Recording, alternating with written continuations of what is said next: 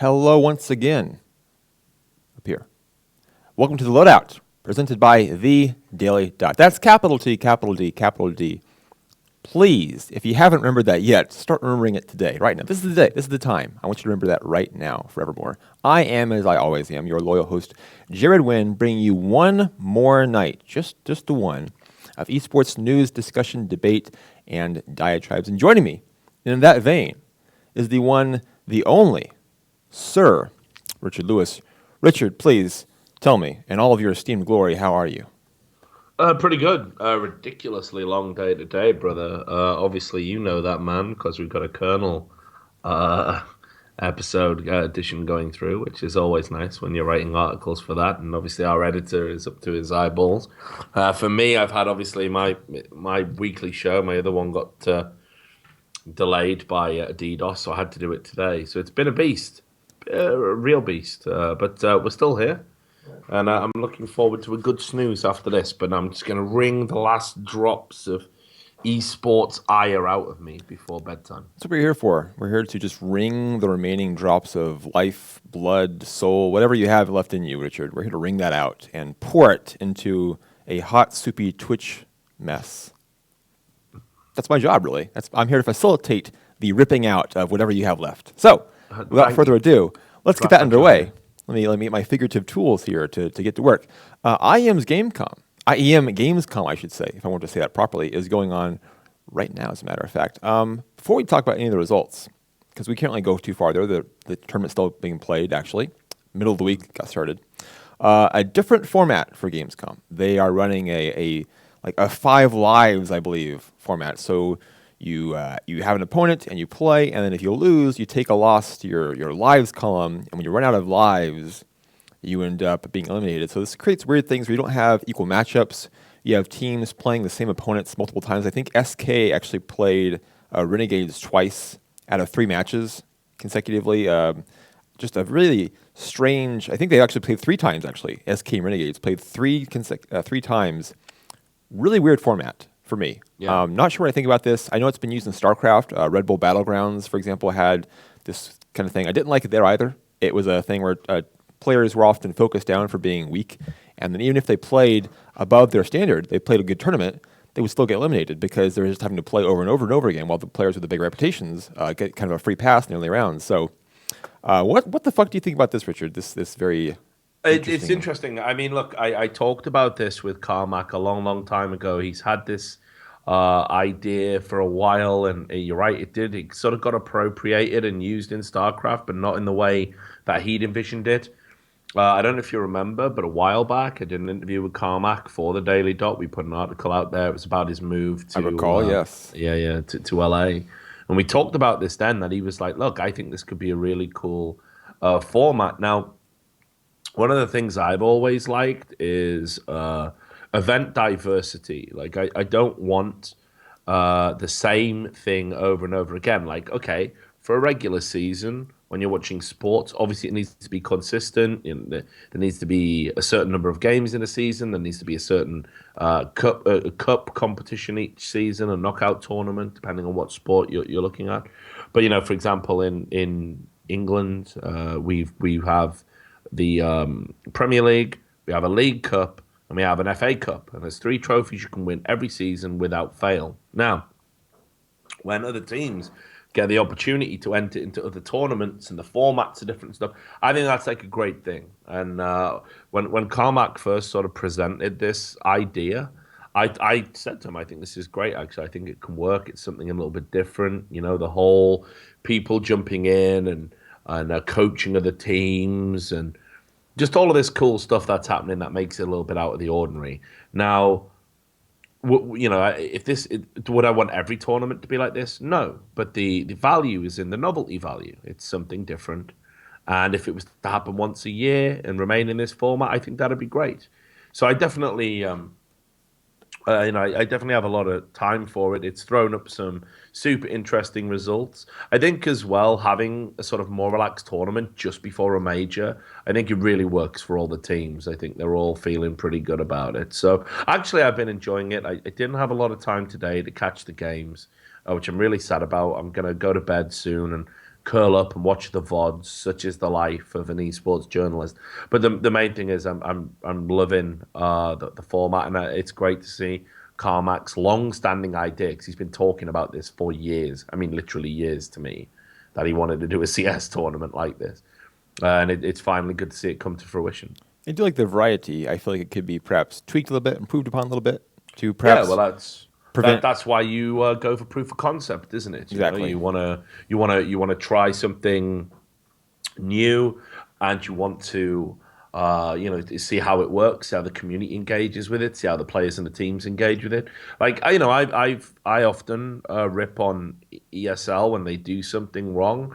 I do it out of love and respect. It's like having a kid that's kind of going down the wrong path. ESL have been around longer than me, and they were always the big dogs. So when I kind of rip into them and tell them how I want them to improve, it's not because like I detest what they do as a company or I don't have respect for what they do.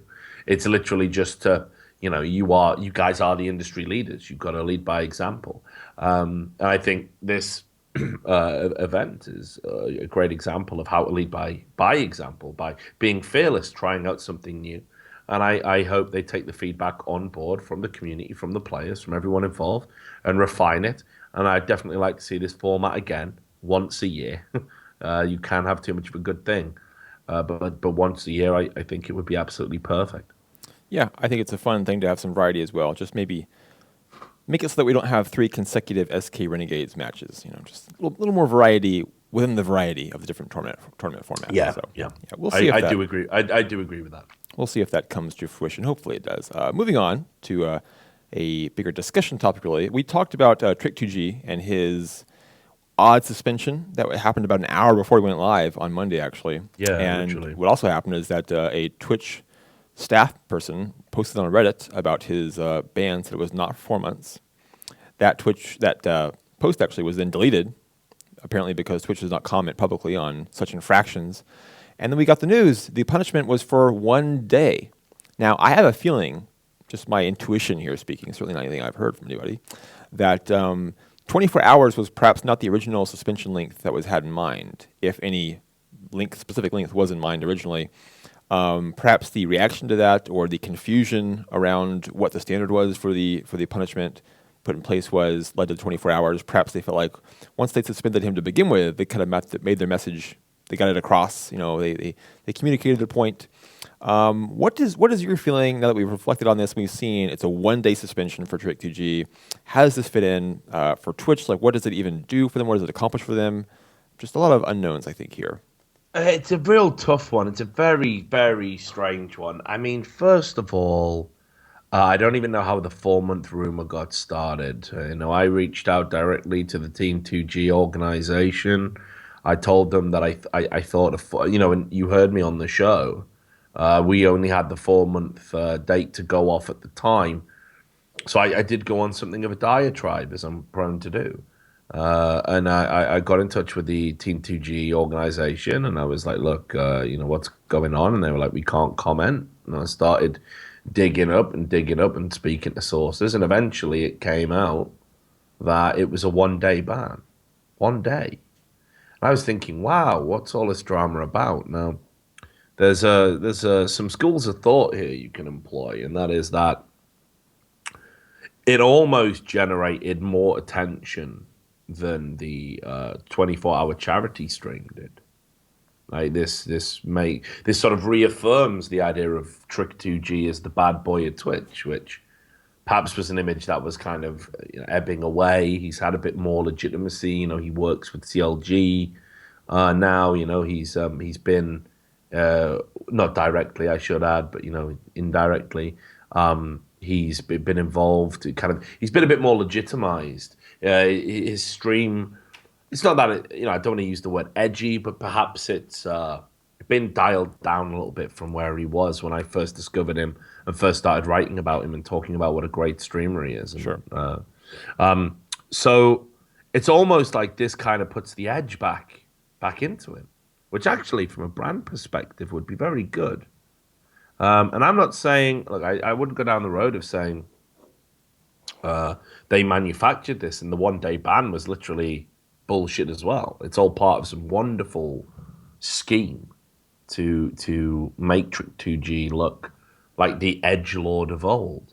But it could be. I mean, it would make perfect sense. Twitch definitely don't lose by doing it. It actually makes them look like responsible disciplinarians. For Trick, all the talk and all the chat, great for him. Multiple front page Reddit posts, attention, and of course, I found out when he was going back streaming live, and I reported that. So everyone's like, "Oh, he's going to be back on tomorrow? No way! That's got to be wrong." Everyone tuned into the stream, gives it a little pop. So, in terms of PR and marketing, it would actually have been a masterstroke if that's what happened. And we should point out that Trick does make money for Twitch by Well, yeah, of course. bringing Well, subscriptions in. it's yeah. I mean, obviously, he gets a better rate of subscription than Joe Schmo. Right. And I have no idea what the split is, but ultimately, it is still a split. The subscriber money is still divided. The average Joe, it's 50-50. Somebody like that, a power user, will obviously get a better rate. I mean, it could even go as far as 80-20. Sometimes I think some of them are allowed to keep all of the revenue. But anyway, so it could have been a really clever marketing exercise, and if it is, that's brilliant. I don't even mind. Like I love what Trick does. I haven't always seen eye to eye with Team 2G, but fucking Trick's great. Like a great entertainer, one of the best things on Twitch for my money. Now, the other way of looking at it is that actually Twitch wanted to be authoritarian, wanted to be disciplinarian, wanted to make it absolutely clear that you cannot fake swatting events, but didn't want to go all the way in and actually ban someone for a length of time that would hurt their livelihood, as in the individuals, but also Twitchers. Right. And of course would also really lead us to some very dodgy precedents. Now, in the past, we know that what Twitch have done is they've tried to walk a middle ground. They've tried to be balanced. They've tried to be fair. And they go in with short, sharp shock bans. That's what they do. It's like, look, you get a 24-hour ban. Don't do it again. Recently, I think Destiny got a very, a week ban or something for streaming YouTube videos and rating them on a Twitch channel, which is against the terms of service. We've seen other people get little 24, 40-hour bans. I think Mo, the CS player, was another one. He changed his Twitch channel to something like thinking of committing suicide or whatever it was, and that's against terms of service. So they issue these short, sharp bans to basically say, look, don't do that again. Come on. Yeah. But they don't actually want to go the whole hog and go down that disciplinarian route right now, which is great because I don't think they should. But I still think if this isn't some genius marketing ploy, it actually does worry me that this would warrant even a one-day ban. I do not see this as a bannable offense. This is somebody flexing their creative muscles, trying to push the creative boundaries. I do my own show today, and I think some of the stuff I do on my show is pretty edgy and pretty near the knuckle. I'm pretty sure I can imagine people reporting my channel, and maybe one day Twitch are going to have an uncomfortable conversation with me. I'd like to think they wouldn't ban me over it, and Twitch isn't even directly linked to my livelihood. So I think all things told, it's a very fine line that needs to be tread. We have to exercise restraint and common sense on both sides. So I hope this isn't the kind of measure the shape of things to come, because Trick definitely did absolutely nothing wrong. It was clearly a fake SWAT. Multiple streamers have done this before. And whatever you think about the phenomenon of swatting, which is absolutely awful, and as I said on the show on Monday, someone is going to die if it keeps happening. That's going to happen. Me and you as journalists are going to have to sit down and write some tragic esports obituary or a gaming obituary of an accidental shooting that happens because someone got swatted and the cop was too trigger happy. On a long enough timeline, that's 100% guaranteed to happen, right? So I'm worried about it, but I don't think you could in any way say somebody mocking a SWAT attack is encouraging a SWAT attack, in the same way that writing a satirical piece about an oppressive government isn't encouraging the oppressive government. Right. When Jonathan Swift wrote A Modest Proposal, he wasn't really encouraging cannibalism. Yeah, we get into elements of satire here, and I think that sometimes people forget that because we're in the Twitch grounds and the digital grounds and the gaming and esports grounds, as if those things somehow make it separate. But it's still an issue of satire. This is an age-old argument that's been had many times before us and been written about many times. Just because it's in a new space, a new platform, doesn't mean it's not the same argument that it was before. And satire Yeah. is a good thing. I think we can say Well, authoritatively. I agree, and this has been one of the this is one of the things, like, if you look at like a stream like Casey Tron, she is a satirical character. She is, her description on Twitter is human punching bag. I mean, that is literally what she is. That's the model that she's done. She conforms to the archetype of girl gamer, where girl gamers are deemed to be annoying by the kind of, I don't know, the kind of people that don't like that. I mean, again, I don't understand it. I don't get what the problem is, but I can't really step into their mind. But that's what she does. Now, she baits people into negative responses. That's the joke. If you're the kind of person that doesn't understand that Casey Tron isn't real, and you get caught by it and you complain about it and you get sucked into the persona, the joke's on you. And it's brilliant to watch from an external perspective. She's really, really intelligent in the way she does it. I mean, she makes these people make absolute fools of themselves. And I would hate to think that Twitch was maybe going to one day step in and say, you're baiting these like weird neckbeard kids into doing things that are ridiculous and over the top, and it's got to stop. Because I think she is she's an example of everything that's good about Twitch. What can be achieved through the medium of Twitch broadcasting? That's what the greater goal has to be.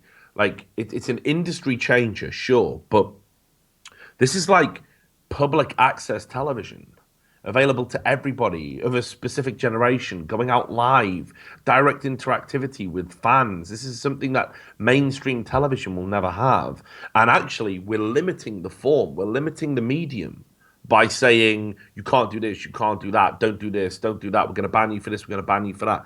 Like, how many streams are just like that horrible, uniform, conformist? And I got one like this.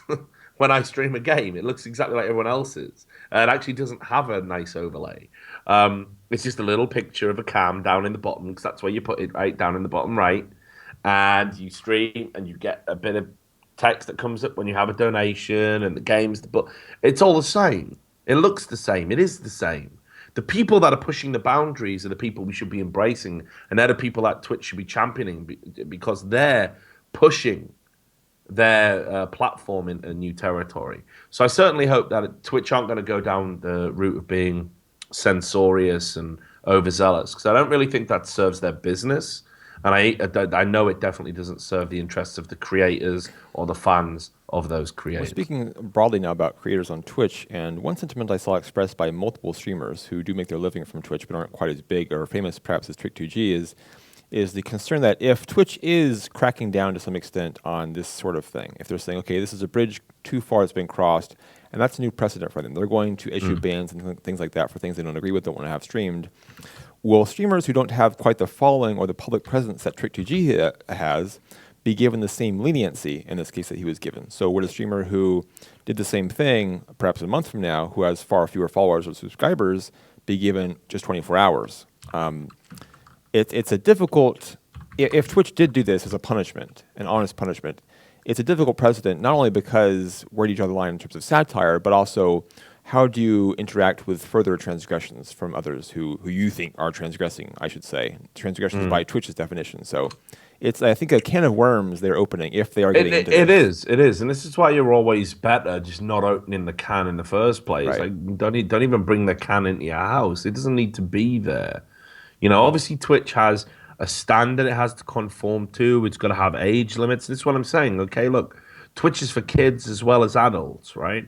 So yeah, you've got to have those 18+ streams. You've got to opt in. You've got to cover yourself legally. No one's complaining about that. But once we get into the realm of don't stream this game, don't wear those clothes, don't do this, this material is verboten, you cannot you can't discuss this topic. Don't make that joke. Don't make that joke, right? Like, do we need to do we need to explain what that leads to? Like, this sort of censorship, it's not good. It's not good for anybody. So I genuinely hope that Twitch, they they sort of take a look at it and they think, actually, would be smarter to sort of take a step back from going down this road, because ultimately it's not going to end well. It's not going to end well. I mean, I don't want Twitch to become, for example, with YouTube around the corner and other streaming companies, if Twitch were to basically isolate and remove all the edgy personalities that they had on their books, and they were to go somewhere else, I think they'd be actually damaging their own brand. And let's keep in mind, I mean, some of the sort of iconic moments on Twitch, pretty much all of them actually are near the knuckle. Or everyone's great Twitch memory is probably something that would offend somebody or trigger somebody. You can't. Freedom of expression is something that absolutely has to be protected and preserved. And I want Twitch to champion that. I don't want them to go the other way and basically kowtow to this fake public pressure every time someone does anything that a mob of socially ill-equipped people disagree with. Yeah, the pressure from the minority who should not be listened to in the first place when it comes to social issues and what is or isn't right or wrong, as if we can so arbitrarily decide that with a group of Twitter personalities. But that's a whole other topic, I suppose, when we get into the mob rule and mob mentality of pitchforking on social media. That is, in fact, a very deep topic to get into, which we won't do here, though we could. We won't, because we have more esports stuff to talk about. Trig, another fun topic. Yes. Trig is, again, running into some trouble. I read about Trig a while back because they had some discrepancies with their finances, and some people not really thinking that, some lawyers, in fact, who didn't think they quite had the capital and the support that they said they did, which was a funny thing from an organization that had promised an F1 circuit equivalent in esports and had promised multiple blown-out events in Dubai and to support multiple teams and players across multiple games and to have a reality show and their own streaming platform backed by their own social network. All these things. And then I've got some reports over here from some lawyers in your country who say, you know what, the money's not really there. You're not really paying their own employees who are core to the business, much less the many people who have to be paid to make these things a reality. And now we've seen, unfortunately, the first wave of players be hit by these financial realities with Trig. Some Hearthstone players owed, I think, almost 20,000 USD in total. That's unfortunate, and it happens again. We've been here before, and we'll be here again in the future, I know. I guess the first thing to talk about is the exact circumstances here with Trig before we go too broadly, and how this came about with these players. Well, I mean, look, okay, so let's definitely just do a brief recap for Trig. I think that's absolutely essential so people understand what we're dealing with here. So it was in December 2014, I think, that Trig sort of burst onto the scene. They started scooping up players, the Trig Esports division. Nobody's really sure why or who they are, but they signed some iconic people. You've got MC, the StarCraft player. He's one of the biggest names who was without a team. You've got XPeke, hands down, the biggest League of Legends player in terms of social media reach. I think there was a FIFA champion, like a world champion of FIFA, and obviously I don't follow that game. A top Smite team. I mean, they literally came in and just basically scooped up all of the talent that they could get. And on top of that, they started talking about ridiculous projects that make no sense. So, Jared, explain to me the wisdom of building a stadium in Dubai, not hiring, not leasing even, building. Well, I hear it worked out pretty well for Qatar with their own aspirations. So, I mean, it couldn't go that wrong. Again, these claims they were making about what they would do in terms of building a stadium, having a reality show, if an established organization such as ESL made these claims, we would say, wow, that's big. That's a big undertaking for them to go after. Like, good luck. For an organization with no foundation, no history of doing anything at all, to make the same claims, anyone who's been in esports for more than a year, or perhaps more than a month, could see the writing on the wall at that point. And yet, the players signed on, and here we are. Yeah, and so we're going to build a stadium in Dubai. We're going to have 3 events a year in that stadium. We're going to run a reality TV series. They come out with all of this stuff. Don't forget the It's F1 circuit equivalent they were going to yes, have. the F1 circuit equivalent. This is all hogwash. This is only the sort of stuff that would convince somebody that knew nothing about esports whatsoever. You would literally have to be a novice. You would have to be in the industry 5 minutes to look at that and think that was believable. Literally, that wouldn't even fool some of the younger guys. We've got a staff writers at the Daily Dot that don't even have 2 years in the business. Even they can see through that. So then you skip to April, and of course they're being investigated by the Swedish Economic Crimes Bureau Right, right. and the Federal Financial Standards Agency in Germany because they Hmm. floated on the stock market in both countries. And the key problem here is they actually misrepresented their products, their portfolio. They misrepresented it. They said it was far greater than it was. They said they had far greater traffic, far greater marketability. In particular, I think the value of the social network they said they had was Yeah. a big sticking point. The value and the number of Yeah. users who were there as well. Yeah, they keep talking about how their member database had 3 million Yeah. members. And actually, they just had nowhere near that. Now, the issue that we've got at this juncture is you're thinking, well, so what? Everybody lies. I mean, this is esports. Everyone fudges the numbers. Viewing numbers are bullshit. Player numbers are bullshit. Everything's massaged. It's just how it works. But anyway, what happened here specifically was these lies were told to potential investors. So those people invested predicated on those lies, and that makes your stock price rise. And then the stock price rises, and then, oh, well, this is going up. They must be successful. More and more people invest. This is classic stock market fraud. And of course, they floated on one stock market and then upped and moved to the other. So ultimately, you can see that this is a house of cards. Now, that is a beautiful segue to talking about Hearthstone players that I'm going to use. And they've got all these players on their books, and of course, the money just stops coming. Now, you tell me where this has happened before, where a studio has talked a big game and they throw money at it and they want to create a product and make waves in the industry and how they're going to be untouchable and build all these wonderful things, and then no one gets paid, and then it just all filters away and they declare bankruptcy. This is ESGN all over again. And for these Hearthstone players, they're owed $18,000 across three of them, different amounts, not evenly. It represents 3 months of salary plus multiple expenses. And they've clearly been deemed the lowest priority. There was a lot of rumors circulating that MC wasn't paid. I can't verify that one way or the other. Apparently that's why he retired. People have intimated the Smite team hasn't been paid. I don't know.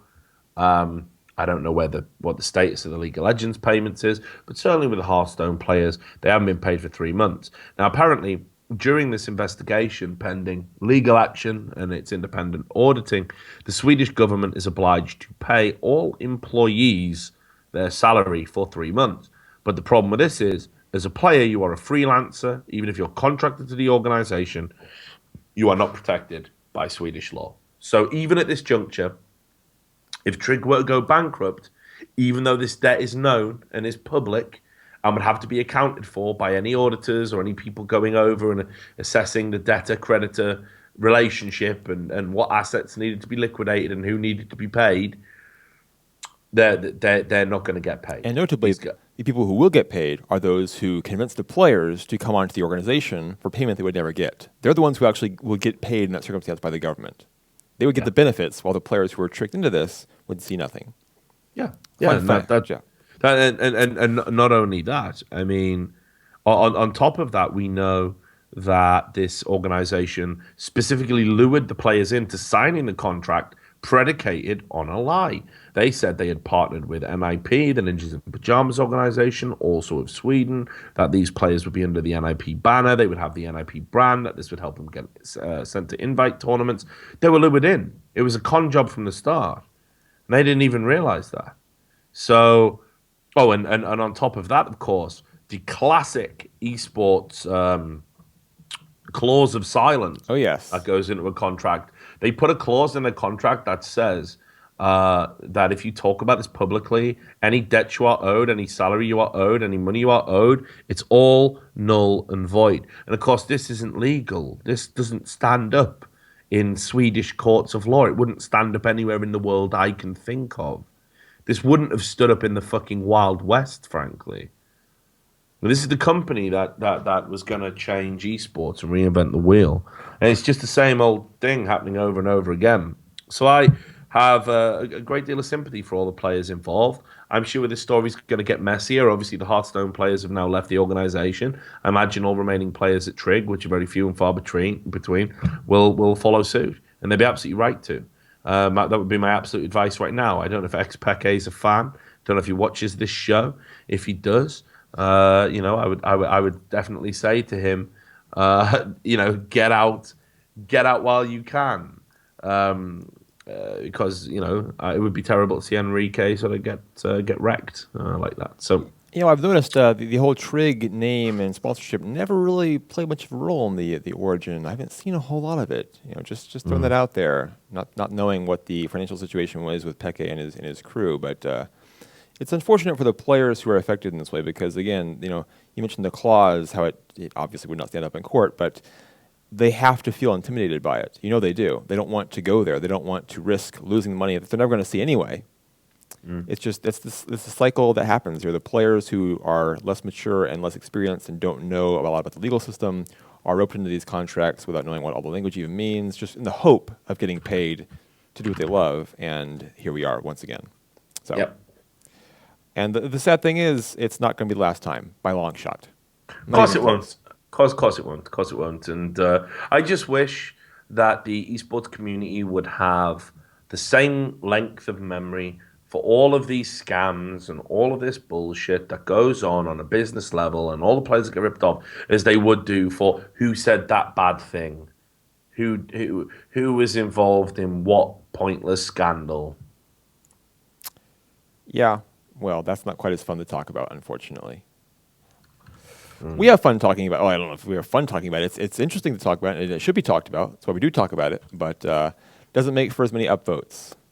I don't think. Well, no, and there's the other thing as well. I mean, look, I used to. I'm a journalist. Wherever there is drama, I will be there. I have to be there. It's my job. I don't necessarily want to generate it, but equally, if it's there, I'm happy to do my job and take those hits myself. But when I see something that's clearly manufactured that isn't worth reporting on,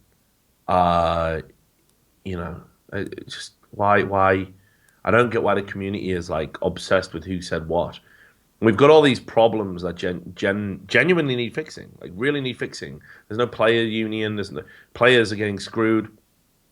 And what do the fans do? Fans fixate on what player trash talked what other player, and they've got power. They could make sure that every time one of these companies runs a scam, they can point to all the examples, get on those Reddit threads, remind everybody. They could not support sponsors and investors that support these companies. Like, they could actually do something good, but they're not interested in doing that. They're interested in the cheap, ephemeral thrill of drama and moralizing and sermonizing and demonizing people for very human reactions. There are, more often than not, these people that commit financial crimes ruin the scene, ruin players' lives. They walk away free from any reprisals. It just says a lot about the community's priorities. It's one of the great mysteries for me.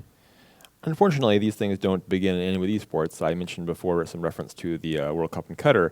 You don't see a lot of people boycotting the companies who have chosen to stick around and sponsor FIFA, even in spite of the thousands who will die constructing some stadiums in the next nations. So, I mean, it doesn't start and begin here. It's just an unfortunate aspect of sport, I suppose. Yeah, no, you're right. You're right. I mean, I maybe I shouldn't be too hard. I mean, after all, we're a much younger industry and a much younger audience. But still, I like to think, for example, people realize that Coca-Cola are a terrible example of a company when it comes to human rights and worker rights and everything else. I mean, they're absolutely ghastly across the board. And the Qatar thing is the tip of the iceberg. Now, you're right. Turns out Coke still sells. and that's quite a damning indictment of society at large. Really, not. It would be wrong to say that esports is the problem. It is people that are the problem, We as it can't often is. let those human rights issues get in the way of consumerism, Richard. Please, let's not go there. The loadout getting deep today with our You can tell it's near my bedtime. These are the thoughts that keep me awake with crippling insomnia before I go to bed. Like, That's okay. how can I solve the Coca-Cola problem? And obviously, I can't. I'm just an esports journalist. Pepsi asked the same question, but with a very different intent, I Mm. believe. Let's move on to more unfortunate things. Actually, the International is a big tournament. You may have heard about it. Yeah. $18 million on the line for this here Dota 2 event. We're not going to talk about the games though, because as journalists, we have much more interesting things to talk about. The event, the biggest esports event of the year, just by Yes. in terms of money, and certainly the prestige is tremendous. They're in Key Arena in Seattle. Many watching it around the world. It was taken down for hours by DDoS attacks. This is, I would say, authoritatively, the biggest hit we've seen by DDoSing in esports, which is saying a lot because DDoS is, of course, a tremendous problem across the board in esports through all the big games. Yeah. But to delay the single biggest tournament by prize money and one of the biggest by any other measure, really, in esports by half a day or so because you DDoS it, it's unthinkable, for one, that it could happen. But it did. I guess the question we have to look at this broadly to start with is how did this happen? Like, what can we take from this? What should we take from this? Or should more precautions be taken? I mean, it's hard to even process it. I mean, of course, it happened to League of Legends in the American qualifiers for Worlds. I think it was. It's a while ago now. But the event anyway, where they pushed DJ Wheat out and he had to apologize. That was a DDoS thing. I should mention I the believe. same night as the International was taken offline, the Challenger Yeah, Series playoff in North America was also taken offline by DDoSing. yeah, and obviously no one was disqualified from the international, but I'm sure we'll get onto that some other time. But let's talk about the international now. On the one hand, this is the grim reality of DDoS. While we live in an internet dependent business and in a lot of ways an internet dependent world, the internet it's easily taken away from you. It's technology dependent, and you can protect yourself against DDoS attacks all you want. A real determined DDoSer who knows what they're doing, a real determined hacker will always find a way around it. In fact, the more challenging you make it for them, it's almost likely, the more likely you are to get hit because that's the juice for these people. More These fun. people, Yeah. yeah, exactly. These people are. I always find it analogous. Like I don't even condemn DDoSers that are ambitious, by the way, which isn't a popular viewpoint. But yeah, hopefully people will hear me out because I know I'm supposed to think DDoSers are the scum of the industry.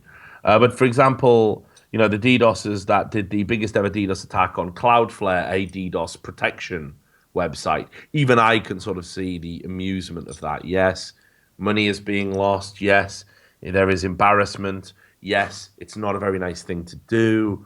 All of that, of course. I'm human. I understand that. But equally, these people are the equivalent of graffiti artists that do it somewhere in a prominent, in the Louvre or somewhere like that. These are base jumpers. They're doing something extreme to get your attention, and it's a point of pride in their circles. I've talked to a lot of hackers down the years, a lot of genuine hackers, people who have been involved in cybersecurity stuff, both black hat, white hat. It's a point of pride to be able to do the biggest DDoS, and an event like the International is a big, fat, juicy bullseye. It's going to be talked about for a long, long time. Now, again, that doesn't excuse it. With all risky behavior, the risks will often come through. And, if these people were to get prosecuted or arrested for it or whatever, I certainly wouldn't shed any tears. But the point I want to make pertaining back to esports is this, and that is that Valve have stated that what they want to do is run all the majors, these Dota majors that are coming in. That Right. they want to Take away ESL doing an event, DreamHack doing an event. These going to be Valve-approved majors. It's going to be part of the series. International is going to be one of it. You're going to have 3 others. It's going to be seasonal and regional. And they're going to be all spread out around the world. Everyone's going to get a piece of them. And Valve want to run them. And what they're going to do is they're going to maybe hire an ESL or a DreamHack or whoever it might be to be the production team for that event. But actually, Valve are going to run things in the same way that they run the International. It's going to be their show. Less money for people like ESL and DreamHack. It's less attractive a prospect to fight for, but that's how it's going to work. Now, how embarrassing then, based on that? If that's your vision, if that's what you want to do, that you want to have more control, how embarrassing then that Valve fails where an ESL didn't, a DreamHack didn't. These events have gone pretty much without a hitch for the most part. In fact, I can't think of the last time there was a genuine bona fide DDoS. These events have security teams. They're incredibly astute in how they do it. For example, if you were to talk to Hellspawn of DreamHack about their cybersecurity expert, this guy's next level. This guy's next level. He is so good that DreamHack are always supremely confident of evading such problems, or at the very least, if they're subject to one, somehow they get through their defenses, they can rectify it pretty quickly. So for me, this is a bit embarrassing for Valve, ultimately. I'm sure they're more than cognizant of that fact. I'm sure I'm not telling them anything they don't know. But if you're going to run events, you need to dot the I's, cross the T's, and DDoSing is the paramount thing you probably need to protect yourself against before all of the other stuff. So I think it's a learning curve for Valve.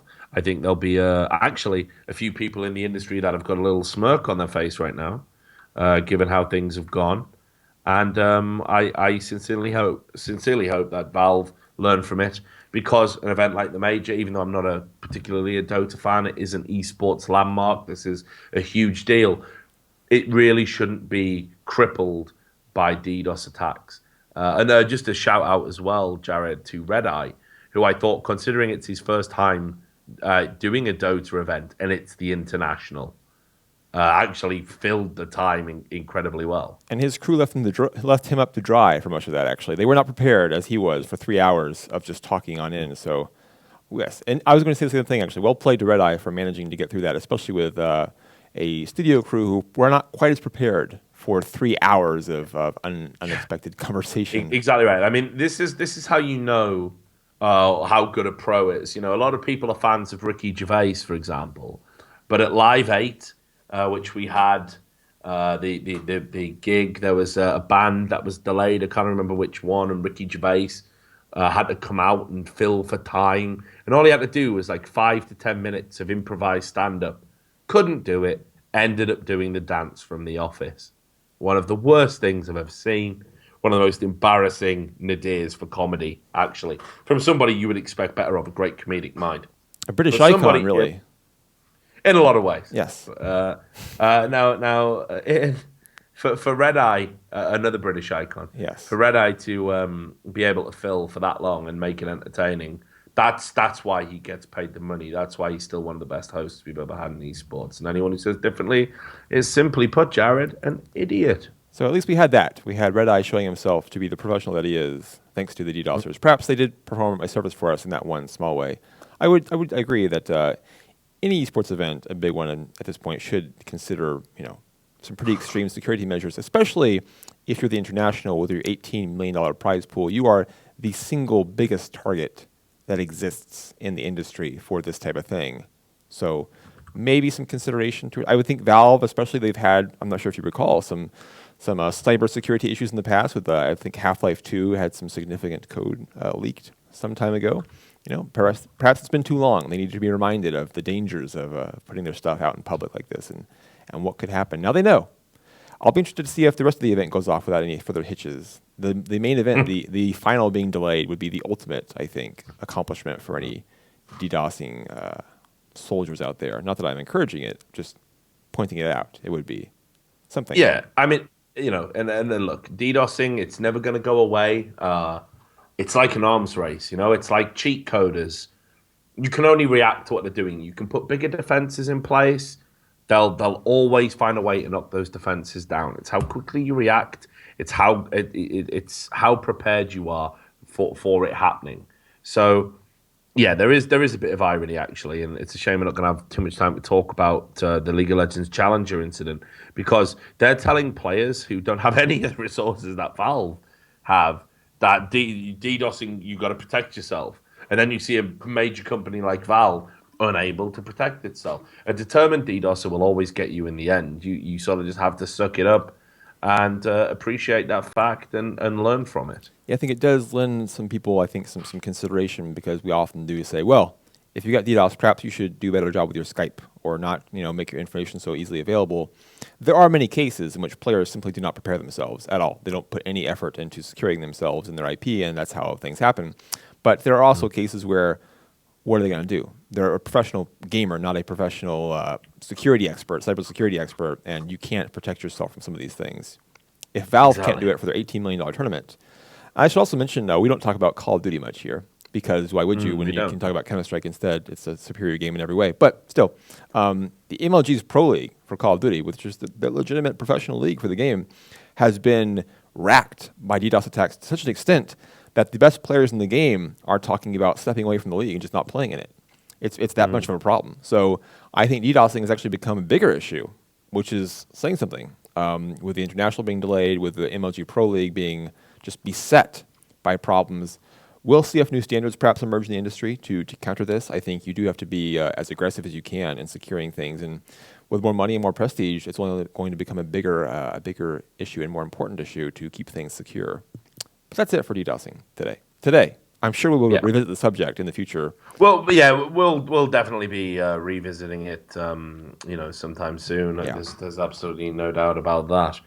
But it's going to come up from time to time. It's going to be a big issue in esports, and it's probably going to be an ongoing issue because everything we do is online. So until we can get away from the internet being DDoS, potentially DDoSable, we're going to have to just sort of suck it up. That's the funny thing is how all these companies now want everything to be connected all the time to the internet. All 24/7 connectivity for Steam, for Battle.net. Is it even Battle.net now? I think it is. Blizzard's launcher. All these things have to be connected all the time.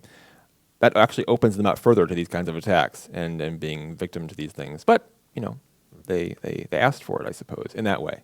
In that particular way, they asked for it. Before we finish the show today, we should talk a little bit about actual games and teams and players doing their esporting things, not just being beset by Twitch censorship and fake sponsorship and DDoSers.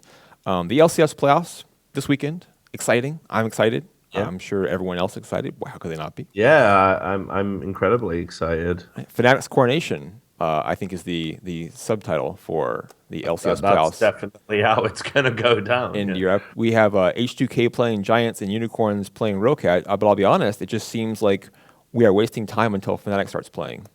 Is it just me feeling that way? No, I mean, look, I think you're absolutely right. I think the H2K Giants game is going to be good. I'm definitely backing H2K for that. I'm backing Unicorns to beat Rockcat, although that'll probably be a close one.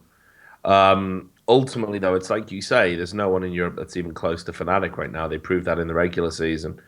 And I did say on a previous show, I think Unicorns will have a rematch with Fnatic from that sort of epic last game that we had of the season to do the 18-0. But the reality is Unicorns can take maps off Fnatic in an extended series. I just don't see anybody beating Fnatic at all. Even if they lose a map, Fnatic just seem to have that tactical know-how and polished players and just a real incredible understanding among the five of them that they're just on a different level right now. They're hands down the best team in Europe. But realistically, where it gets interesting is I want to see this continued growth of H2K. I really want to see them go as far as they can in the tournament. They as an organization, they really impress me. And I think they've got a fantastic roster. And I want to see how far they can go because obviously Origin is going to be waiting in the wings. That's right. And that for me is where it gets interesting. Can Origin This team of veterans that, again, I think a lot of people felt when they came to Challenger that they were going to be a bit middling, a bit of a mid-tier team. They've shown their experience and everything. Like, can H2K potentially, overcome them? And that's the match I want to see. That's what I'm really intrigued about, because H2K have been on this great evolution, and they're coming up against, not to be unkind, but they're coming up against almost like a throwback. They're coming up against the past generation here, generation that probably has one eye and one thought on retirement anyway, given the average length of a playing career. Some of them we know do, actually. Some of their mid laner in particular. Yeah. It's one foot out the door. And of course, and it's got to be said as well, with this Trig drama lurking in the background, who knows how that could impact on the team origins, preparation and outlook. Sure. So for me, like with every esports event, like I don't really. It's not about the winners or the losers so much. It's about the stories that get told. Like I see esports in the same way that I see games. They're a storytelling engine ultimately, right. for my brain. And I think the interesting stories actually have got nothing to do with Fnatic. They're so imperious right now. It's almost uninteresting. The interesting stuff is, unicorns are becoming this actual organization. Rocket a bit up and down, and who knows where they are, and like H2K and having that potential game against Origin if they can beat Giants. They're the storylines that are kind of hooking me in right now. Yeah, definitely excited to see as well that Fnatic has a chance to go. What would it be? 24-0. Exciting stuff potentially. Yeah. If they can. Yeah. One game lost would be their first game lost to the split. Just to throw that out there again. I know we're all aware of that, but I mean it deserves emphasis. So 2 weeks. I gotta say the way series play works in League of Legends with picks, counter picks, new strategies, everything else. I can't even begin to imagine that Fnatic will not drop a map. I mean, as good as they are, the point of tournament players and the way picks and bans and everything work, playing on different halves of the map and having that little slight advantage, there's no way they won't drop a map. I think if anyone has an expectation that they're going to go completely undefeated, I think you're, it's a little bit misguided. That would be a terrible pressure to put on Fnatic. I understand, but we have seen them lose level 1 fights, dramatically lose early game. We've seen them get out drafted and still somehow just power through the Fnatic way. So it is a possibility. Nothing else. Do you know what, Jared? This has got nothing to do with the topic, man. But I just can't wait for Rocket League to be as big as LCS, dude. That's where I'm at. Really? Yeah. Fnatic will be a presence there, I'm sure. I can count on Fnatic. I've been talking to. I've literally already been talking to organizations about it. I've been reaching out to like organization managers and they're like, when are you getting a Rocket League team? Let's do this, man. ESL has their name in the hat at least. They have like an amateur league, something like that running. Yeah. They run a few cups and stuff. Yeah. But I'm talking about like, let's get some content. Let's get some casters. The spectate mode's coming. Like the developers have already said that. Let's do Rocket League. I can get on board with Rocket League, man. It's just free from the politics and the horror of all the other games. Let me put this out for you. You don't have to build Rocket League stadiums on the backs of thousands of enslaved migrant workers either. You can just play the tournaments without any of that happening. It's a World Cup. I mean, maybe we could. Maybe we could. In esports, you can never be sure, I suppose. But I'm being deadly serious. Like I really want Rocket League to take off as an esport, and if it does, I give my solemn pledge, if the community will have me, I will be there producing content for that scene. I think it's a fantastic game. I think it's got so much potential. It's the first esports game that was clearly made with esports as a primary function that I've had fun in for like so long. I actually enjoyed it, like unreservedly. Enjoyed winning, enjoyed losing, enjoyed learning. Don't get too carried away now, Richard. All this enjoying of things with unreserved, like people will think you've been replaced. Oh, I know. I almost sound happy, don't I? Imagine that. Perhaps another drink would be in order. Yeah. I'll get back to being a curmudgeon. Yes, some more alcohol, please, if you will. One more old, boring esports topic. Over in America, we have TSM playing in the first round.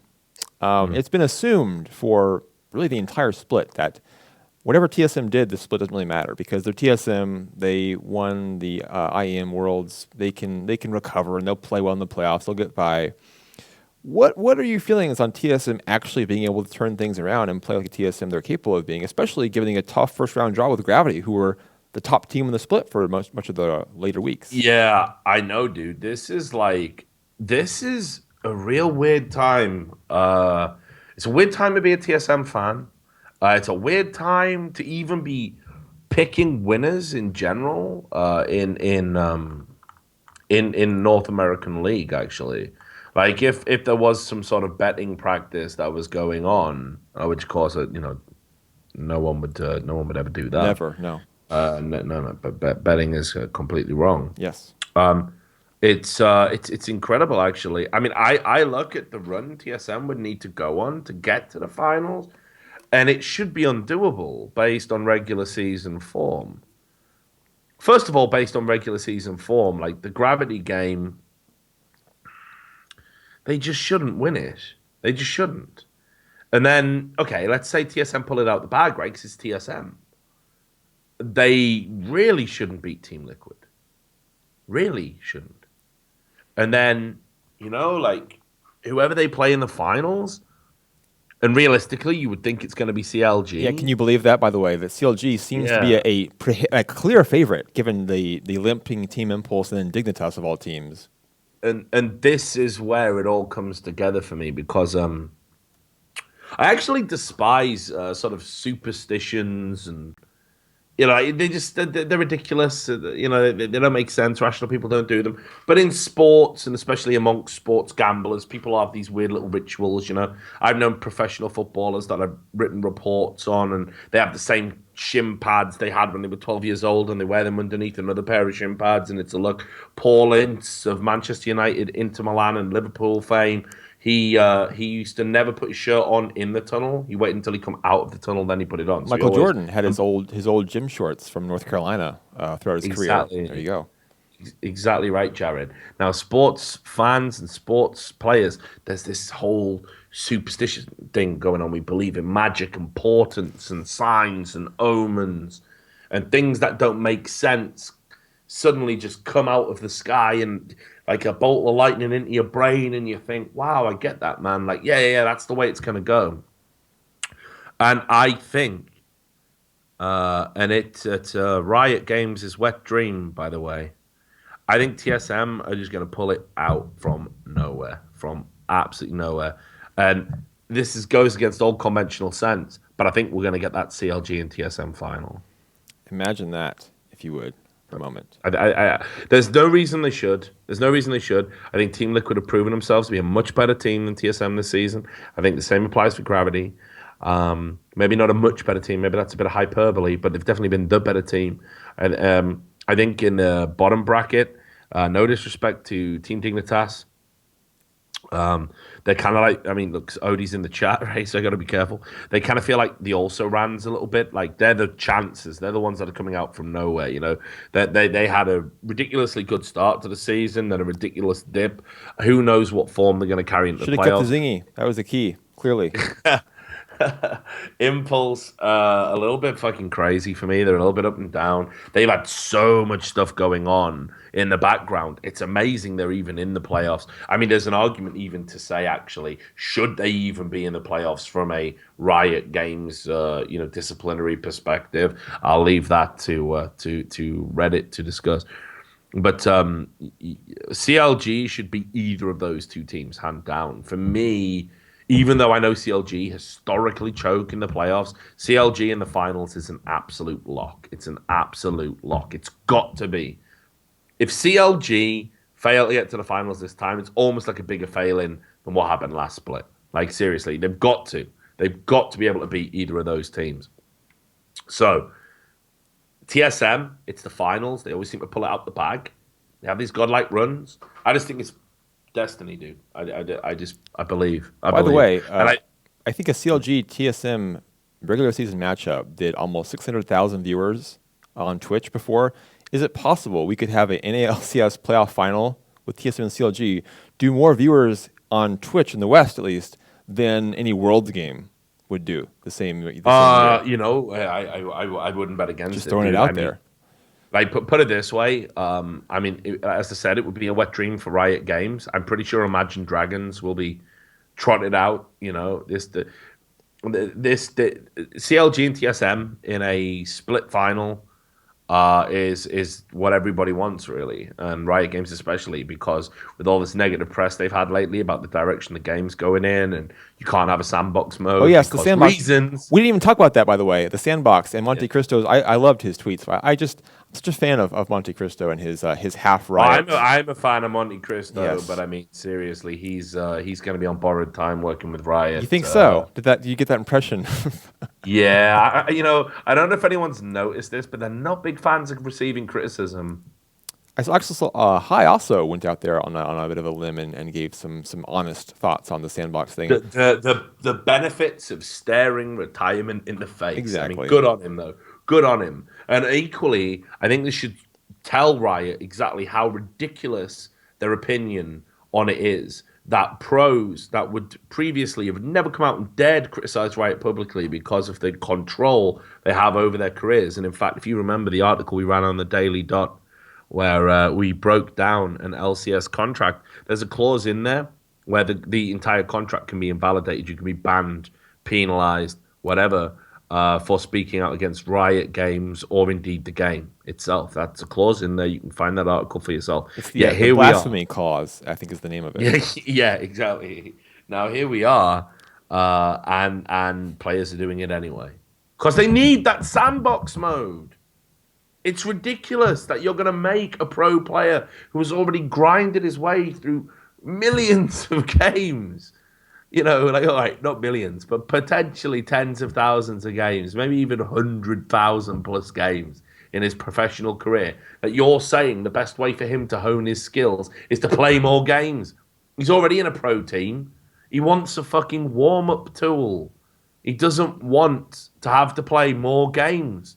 And then he's not even playing a game in like sort of a level playing field because he's a pro and everyone's waiting for him to mess up or do something toxic. So he needs to be sort of more cognizant of behavioral stuff anyway. And then let's say you want to practice one specific issue, like just flashing over a wall, right? You have to get into that position in the game to sort of execute and practice that move, right? So you have to hope and pray that a fight or whatever erupts or you need to escape. Like, do you bait in the game? Do you risk getting caught just so you can do the flash? Like, what is going on here? There's no other sport I can think of where you would basically say to a professional athlete, you cannot train. You have to play the game to get better. So we're not going to do any coaching, any exercises. It's absolutely ridiculous. Imagine if FIFA disallowed footballers from taking the pitch unless it was for a match. Oh, God. It's just... It beggars belief, and I this is going to surprise you. I feel a little bit sorry, actually, for a Riot employee. I feel sorry for a Riot employee. There's a guy called... I mean, obviously not much, because he is a Riot employee at the end of the day. Making sure. I was confused. I already thought there were some problems with your identity today, Richard. Now, if you're sorry for a Riot No. I mean, but here's the thing, okay? Like, as I've told you before, and as anyone with half a brain knows, this is an echo chamber. This is a cult. You have to be on message. If you don't repeat the message, you will lose your job, or you'll get demoted, or punished, or penalized, or ostracized. It's how it works.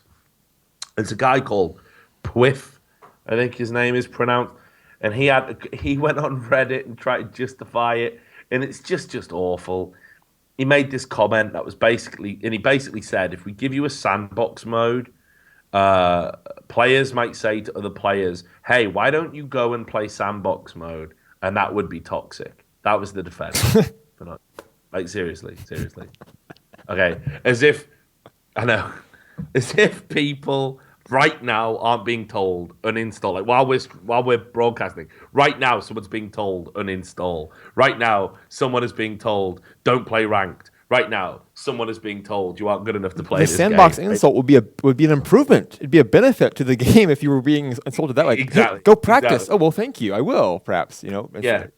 And it's like I said. Imagine a world where people could practice before playing games. Learn a champion, not even a bot game. I mean, people still lose their shit in bot games. I'm talking about you just go on a server by yourself, you set up whatever you want, whatever stipulations, and you learn a champion. Imagine that world. Wouldn't that reduce toxicity, Jared? Like if everybody understood and went into games and you never had to hear somebody say, oh, first time playing this champion, sorry if I suck. Wouldn't that reduce this toxicity, right? Talk about so there's no common sense. And here's the thing. I know as Pwiff was typing that, he must have been wiping the sick away from his keyboard. He must have felt awful. But this is what you have to do. This is what you have to do to fit in at Riot Games. You have to defy everything you feel inside. You have to twist logic and stick to the party line. And that sandbox mode, the defense for not having it, that it would add an extra layer of toxicity, an extra piece of abuse. One of the most absurd excuses I've seen for anything. I'm not talking esports. I mean, in my life. This is beyond the dog ate my homework. It is absolutely ridiculous. And he'll be forever remembered and ridiculed for that. Perhaps rightly so, but I don't think he believes it. I think if I was to sit Pwiff down in a bar and get him a beer, and I said to him, Pwiff, man, what was that about? He'd go, oh, dude, and he put his head in his hands and be going, it's just Riot, man. You just got to say these things, man. If you don't, you know how it goes. They kick you out of the cult. You lose all seriously, he cannot believe that. In brief, Richard, because we gotta close out here. What is your guess as to the actual motivation here? Is it just a matter of not wanting to put the resources into it? Yeah, a little bit of that. I mean, look, okay, there's ultimately 3 columns here, and I'll let you assign the values into each column. So column A is exactly what you say, like giving people a sandbox mode. How do you monetize that? What's the benefit? It's obviously a mammoth. In that, yeah. Yeah, exactly. It's a mammoth undertaking. Yeah. If they thought they could get away with selling you a sandbox mode, right? Like as an add-on, like as a DLC, that'd be good. But people they would flip their shit. They could put it on sale sometimes, Richard. Yeah, true. It'd be fine. True. Yeah, that's fine. Yeah. So that's column A. Why would we allocate resources to this thing we can't monetize? Column B is the game is so fucking badly coded from the ground up. By their own admission. They keep calling it tech debt. Now, that's a hilarious phrase because tech debt, right, what they mean by that is we made a game badly because we thought we'd only get 20,000 players and we had no idea it would be so popular. So ultimately, just to simplify that point, we made a shit product because we didn't think it would be successful. That's what their tech debt phrase ultimately translates to.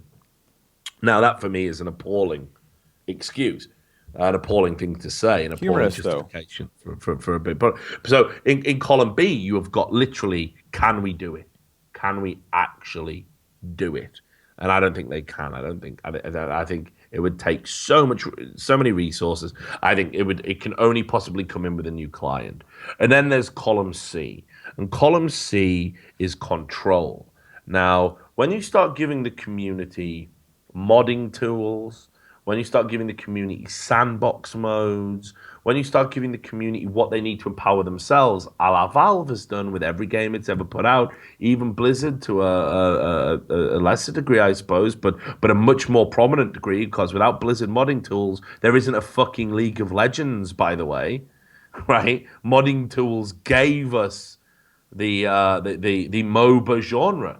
The team brawler, if you like, for Blizzard talk. Yes, for Blizzard talk, of course. But without modding tools, League of Legends can't even swoop in, rip off a bunch of ideas, and make a bunch of money.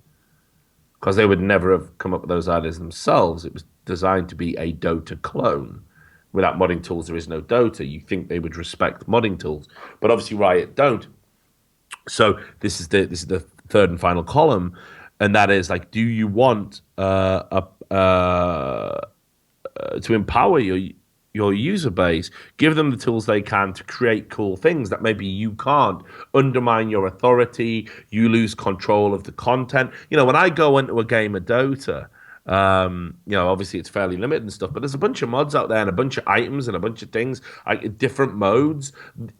Riot is so hung up on controlling the player experience. That's why we can't have in-game voice, by the way. That's a justification for it. Because we can't control what people would say or what your experience would be, we can't have in-game voice at the moment. That's how they've always justified it. So column C appropriately stands for control. So you can assign the values, but it's all of the above ultimately. I mean, Riot simply will not deliver what the player base wants, and they'll try and tell you it's because you don't actually need it. And in fact, while everyone rages about Sandbox mode, and quite rightly, in my opinion, the bigger point was the replays. They literally explained failure to deliver replays away as our bad. Do you remember the Nick Allen video? I remember the Nick Allen video. Nick Allen did a video saying replays are here, they're on the way. Do you remember that? I have no problem. Yeah. Do you remember them saying we're going to implement replays at launch? I remember that. This is, and then in their thing they go, our bad. Well, you've broken promises to your customer base. It's not our bad. You actually need to sort of maybe atone for that, like make up for that. Then on top of that, they then say, we genuinely believe that replays were required for esports to grow. And they're almost saying, like, perhaps wrongly, guess we were wrong. You weren't wrong, actually. You have succeeded despite a terrible implementation, despite a terrible game. You haven't succeeded because what you've done is right. You have succeeded despite it because you have bought so much marketing and so much support from personalities within esports. That is it. That is the secret of your success. Nothing more, nothing less. So for them to turn around and try and make out that replays are not an essential component of esports is absolutely despicable. I can't even believe they're saying it. Can you imagine StarCraft without being able to review demos? Can you imagine Counter-Strike without being able to review demos? Can you imagine any meaningful esports without being able to sit down and review a game from start to finish and break away components of it and isolate them and look at them over and over again? Imagine what the skill ceiling would look like in Counter-Strike if there wasn't a fucking demo option in the game. And this is what Riot are advocating, simply because they cannot deliver on a promise they made. It's a wretched state of affairs, and I hope the player base are suitably angry about it and are going to start doing something about it. Because if they're not going to do something about it, then they're just going to keep getting away with it over and over again, and you're going to get a substandard product, and Riot will just do what they want. And keep in mind, their idea of giving you something cool is to disable a champ for 1 week and pretend he's fucking dead. So there you go. I mean, Riot Games in a nutshell for me. But he's got a big arm now, so there's that. Awesome. Yeah, really cool, actually. By the way, a nice little old esports people memory for you on that front. The CPL World Tour once dropped Counter-Strike from the lineup in favor of a deathmatch game, that did not have demo playback or spectator function. A game by the name of Painkiller. I hope it didn't trigger anyone with that memory right there, but that actually happened. Like this is the esports industry we've come from and now arrived to. There was actually like the premier game of the CPL World Tour was a game where you couldn't watch it ever. Yeah. Live or later on. For like half a year. That was the way it was. It's almost as if they were just taking the money. Shocking that you would say that, Richard, especially considering who ran the organizations involved. But we have run out of time. Imagine that. Yes. This is too off message, actually. We have to cut off this part of the broadcast. Can't have it anymore. If you like the show, and I know you did, follow the channel. You simply must follow the channel. If you missed part of it, go to YouTube, daily.esports. Every episode, as well as other fantastic esports content, interviews and such, uploaded there. Subscribe to that channel. God damn it, do it. Facebook and Twitter, .esports. Follow us there. And of course, for the best in esports news and reporting, daily.com. Look it up. Now, don't tune out just yet. We're going to bring in Double John Barker in here in a bit to update us on the International, the actual games of the International, not just the DDoSing of it. So stick around through this little video news update. I'll see you around the bend. And thanks to Richard, of course, for joining us once more. Always a pleasure, Darren. Always a pleasure. Nothing but news from League of Legends to Legacy of the Void. Welcome to another Quickcast.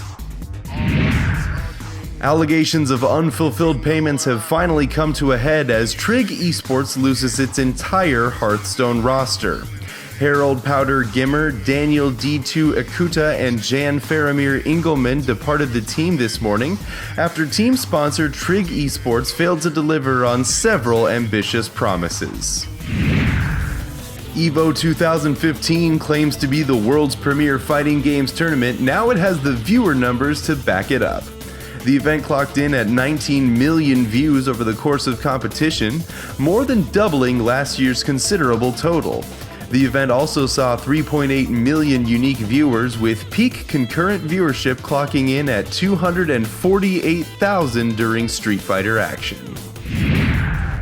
LCS qualification is serious business for challenger sides. Now one EU team is giving it their all in a bid for the top flight. Sources have informed the Daily Dot that European challenger side Ex Nihilo, led by LCS veteran Matthew Impaler Taylor, is flying to Korea for a boot camp ahead of critical qualifier matches.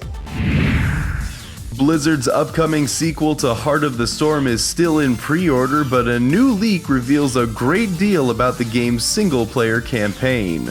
Players will explore the Protoss tech tree and dive deep into the tumultuous story as the saga of StarCraft II comes to a dramatic close.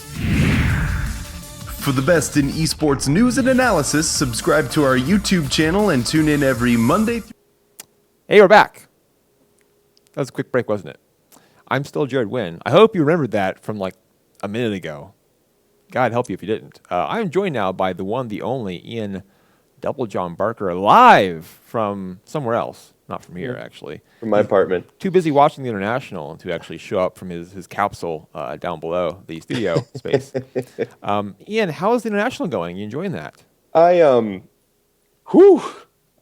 Wow. Some stuff's going on, Jared. I don't know if you heard. Spoiler alert, although I think we're sort of narrating it in the chat to everyone.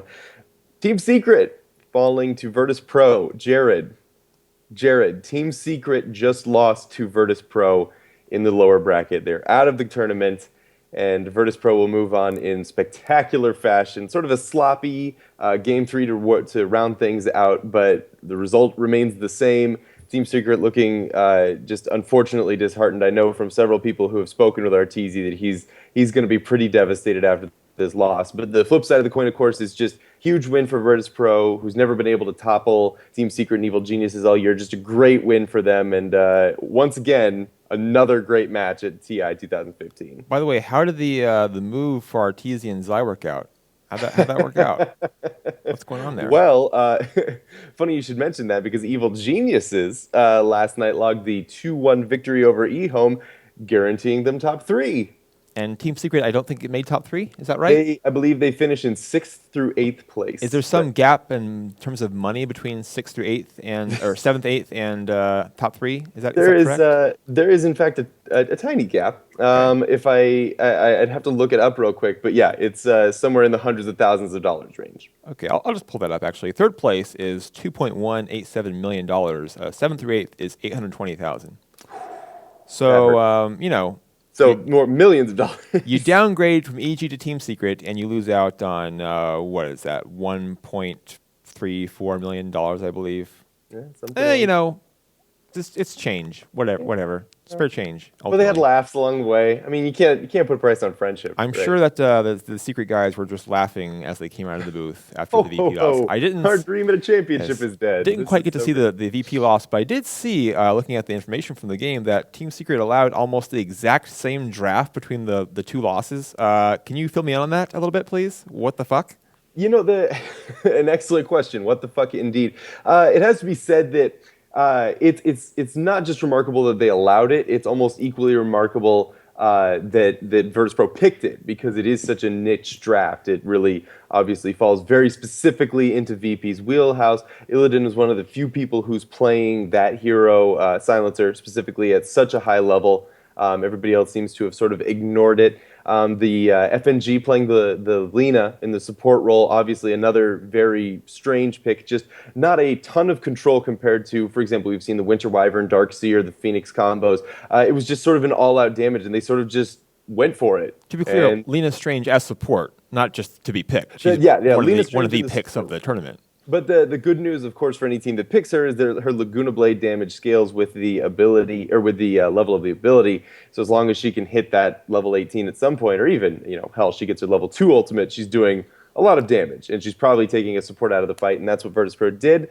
Managed to kick Puppey out of there so he couldn't shallow grave Arteezy. And I don't know, man. It was a very Virtus Pro win, and it was a very Team Secret loss. To clarify, we had Lena, Earthshaker, Visage, and Storm Spirit for Virtus Pro in both of their wins. The change was Silencer to Drow Ranger. Yes. That was the only change between the two games. And again, just I have a hard time understanding losing the game 2 as they did and then just saying, like, you know what?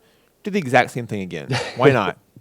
Well, and especially because I think they were probably most scared of Lil's Rubik. Lil obviously has a lot of, or I shouldn't say obviously, that's not an obvious fact. Lil has a lot of games on Rubik. It's one of his strongest heroes, and yet he went with the Visage, which he's one of the few people besides Aoi 2000 who really enjoys playing Visage at a top level.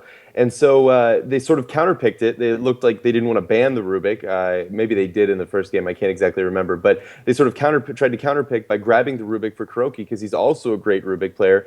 And Lil said, okay, that's fine. And, the real thing is I'm sort of wondering if they wanted to go with the Drow Ranger in Game 2 and just didn't see that there, which meant that Team Secret didn't look for it, and it opened up the combo. And you saw in the end, when the Visage Birds got on top of the racks and the Drow Aura was popped, it was game over very quickly.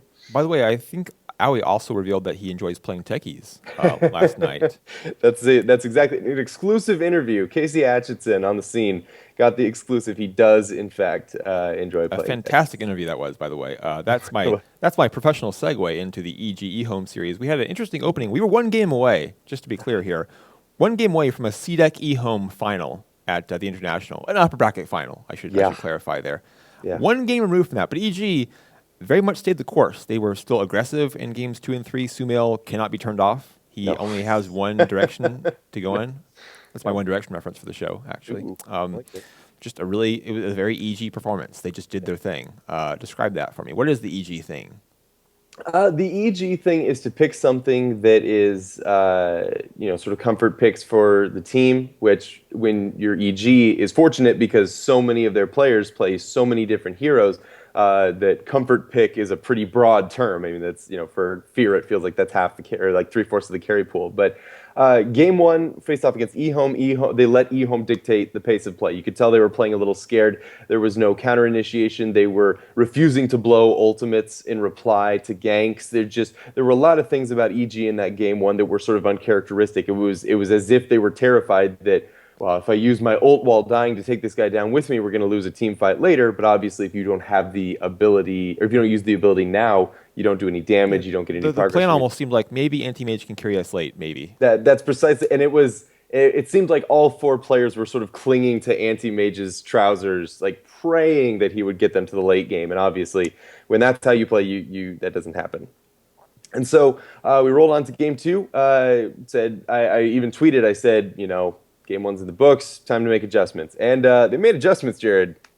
They made adjustments. They went with aggressive heroes that could gank early. That's one thing they did during the Dota Pit finals. They ganked very early, very often with aggressive heroes, and then just snowballed and got map pressure. And just ultimately, game 2 and 3 came down to EG controlling the map so much that they could farm more efficiently than their opponents. And so they just rolled.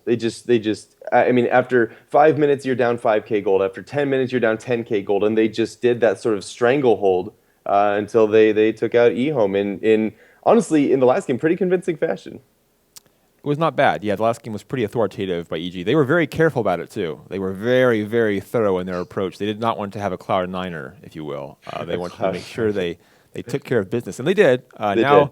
In the upper final versus CDEC Gaming, I asked you if CDEC would continue their run, and you were not. You were dubious, I would say. Bring it on. You were dubious. Your predictions were accurate for much of the things. Today, the Secret also kind of took you off guard there, but you couldn't be blamed there. Team Secret, I think, surprised many people by losing. I believe the word you're looking for is disappointed. Yes, that's a good word for that. CDEC Gaming, though, the train has not yet stopped. There is no stop, it would seem, for the train just yet. 2-0 over Cloud9, 2-0 over LGD Gaming.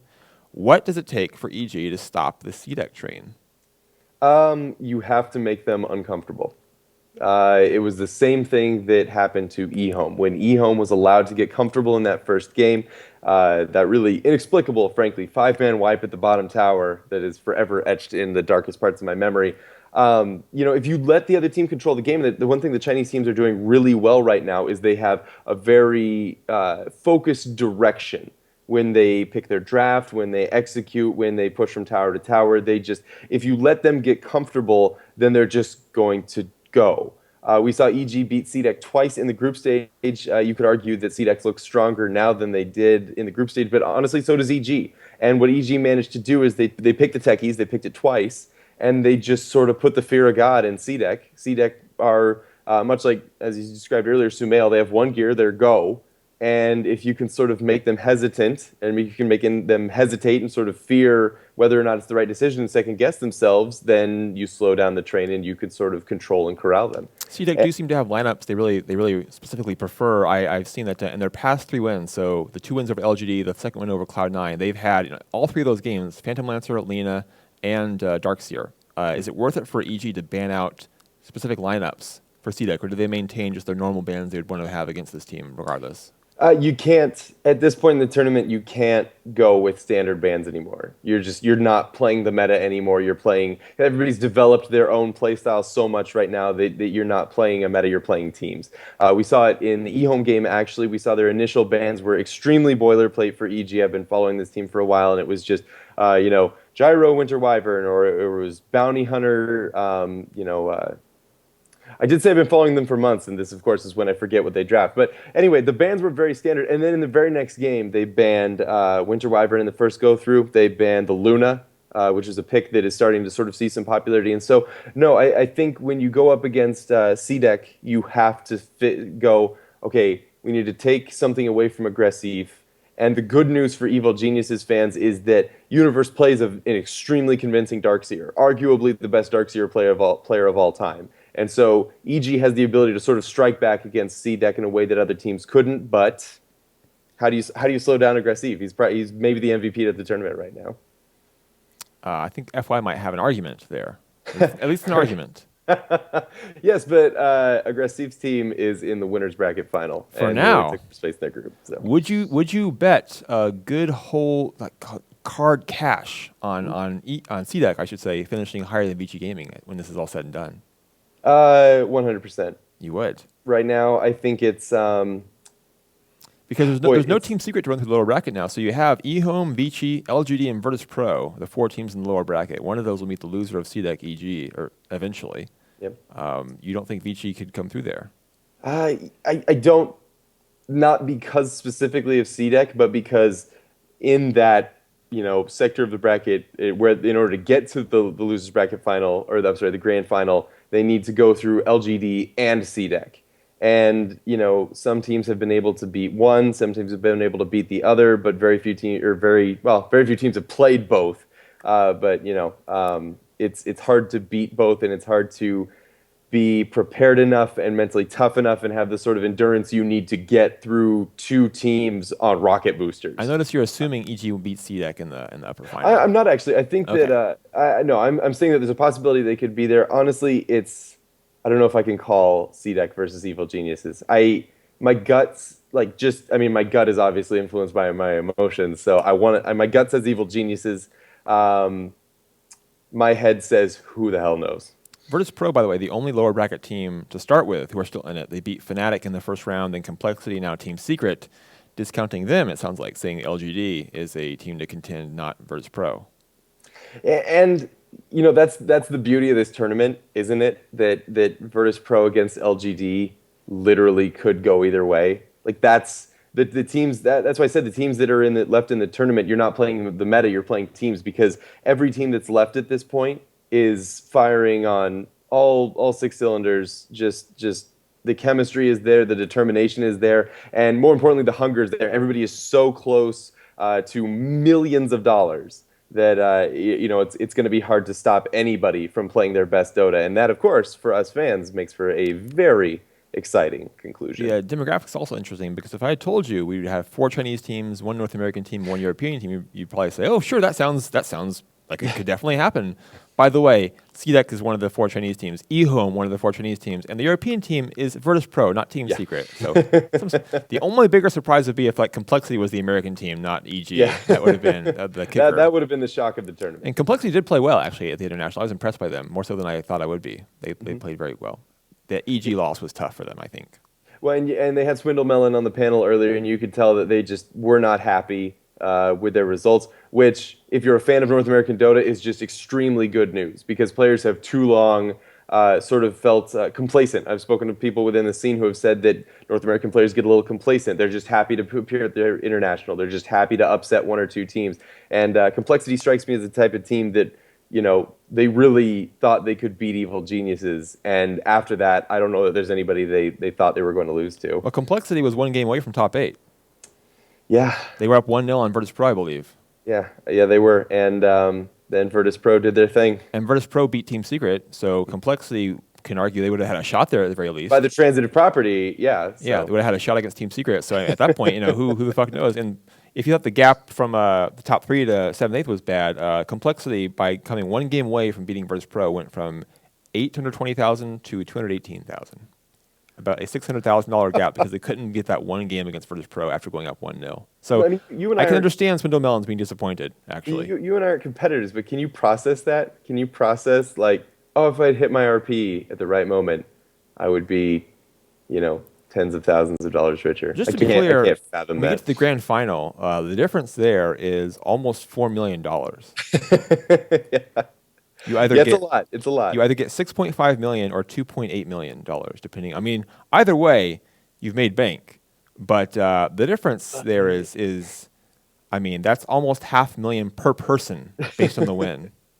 Yeah. So yeah, it's and you know, I wouldn't say that the players are going to have that. I don't think the players have that sort of thing on their mind when they play. I think they're entirely focused in the game. Obviously, as focused as these teams have looked, they're just focused on getting to the next game. So, but I mean, sitting at home, it's hard to imagine. Once again, boy, if I just hit that stun at the right moment, I would have another $500,000. By the way, one more game today, as a matter of fact. Yes. The kind of an off-balance schedule at the International this year. I Yeah, a think little weird, but the it's DDoS fine. thing probably played into that. I would imagine a little bit. eHome versus Vici Gaming in the lower bracket, best of 3. Your predictions here? Vici Gaming is the obvious favorite, but eHome again has played remarkably well. Yeah. Beat Team Secret, 1 game away from beating EG. Yeah, no, it's a lot of teams have been on 1 game away from beating a lot of people, and alas, As we've discussed, actually. they have to rue that for another year. Or eHome could come back and win the whole thing, and then it would be fine. You know, that would also. and then yeah, and people would Still be really alive. happy. Yeah. The key to this matchup, VG Gaming versus eHome, is going to be who gets to inflict their game plan on who, and so that's why a lot is going to come down to the draft. ROTK, obviously a fantastic drafter. I'm actually not sure who drafts for VG Gaming, but I think this is one of those matches that's just too close to call. So I will put myself out there, and I will say 2-1 to VG Gaming. Okay, we'll see. I'll give Vici a 2-0 It'll sweep. probably be wrong. I mean, I'll give him a let's sweep. face it. No, I'll put him myself. I'll give him a sweep. I'll give him a sweep. You give him a sweep. I All don't mind. right. I'll It's a bold give it to him. prediction. Yeah, I'll give it to him. It's a bold prediction. It is. That's why I'm here, Ian. That's why Actually, you're here. Vici And swept. that's why They my swept, laptop is set on a box. swept MVP Phoenix, swept Cloud9, swept Navi in 1 game. So that's still a sweep, isn't it? I think so. That is, yeah. Let's be that's honest. true. If they had played Navi in a best of 3, they would have swept them. Let's just be clear. Yeah. Navi did not Yeah, I mean- did not look great in this event. Navi put up a little bit of resistance, but In fact, after the Navi game, one of the commentators on the analyst booth just like praised them to no end and how great they were and such. And I was like, I appreciate the Navi players and the organization, but they did have one of the worst group stage performances and just got knocked out of the lower bracket in the first round. I mean, can we scale it back a little bit and perhaps give Vici Gaming some credit for beating them? Maybe. and at this point, people aren't talking about when you get to the international. People don't talk about your performance at the international. They talk about your legacy. So in that respect, yes, Dendi, Havost, even Artstyle for winning the first international, they all have a lot to be proud of. But It's the classic. It's the classic. After one team loses the national championship game, you say these kids have been working hard all year, ran a great ball. You just say whatever, give them whatever moral victories you can. It's also amateur athletics. Also amateur, yeah. Yeah, this is as far as I can tell by looking at the numbers involved here, this is not quite amateur athletics. I don't. Not Yeah, they have some money on the line. Of course, a lot of money flying around. Yeah, the amateurs there's some money too. Just don't talk about it quite so much. That's true. Under the radar. Hope you like the show. By all means, in 10 minutes, just 10 minutes away, catch eHome versus VG Gaming. We'll see if our glorious prediction for glorious VG Gaming comes true, or if we prove to be the kryptonite to FY's Superman. I couldn't say, honestly. If you like the show, follow the channel. I said it earlier, but I'm going to say it again. If you missed any part of the show, miss Richard Lewis, daily.esports on YouTube. Again, go to YouTube, search daily.esports, subscribe to the goddamn channel. Great stuff there. All VODs posted there, including interviews with the best players in the world in some games. And all games to come, for sure. Esports, Twitter, Facebook. Back on Monday with more Richard Lewis and more of our fine selves as well. Don't stick. You can stick around the channel now if you want to. I mean, by all means, only 4 days, only a few days away. But stick with us and come back on Monday at the very least. See you then.